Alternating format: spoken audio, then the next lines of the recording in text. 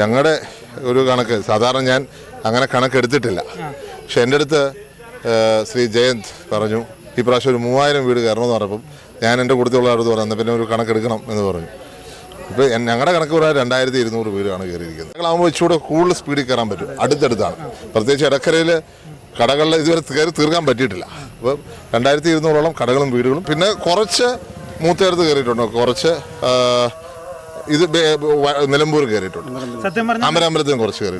നിലമ്പൂർ മണ്ഡലത്തിൽ എല്ലാ ഭാഗത്തും എത്തിയിട്ടുണ്ട്, ഒരുവിധമൊക്കെ എത്തിയിട്ടുണ്ട്. പക്ഷേ മെയിൻ ഫോക്കസ് ഇടക്കര.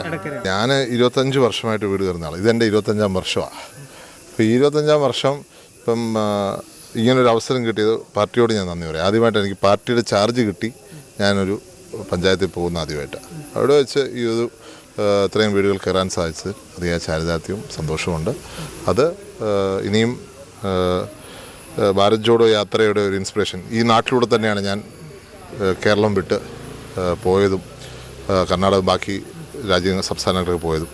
എൻ്റെ പിതാവ് വഴിക്കടവിൽ വന്ന് യാത്രയാക്കിയതും ഈ സ്ഥലത്ത് വെച്ചാണ്. തീർച്ചയായിട്ടും അങ്ങനെ ഈ നാടുമായിട്ടൊരു ബന്ധം, അങ്ങനെ ഒരു ബന്ധം കൂടിയുണ്ട്.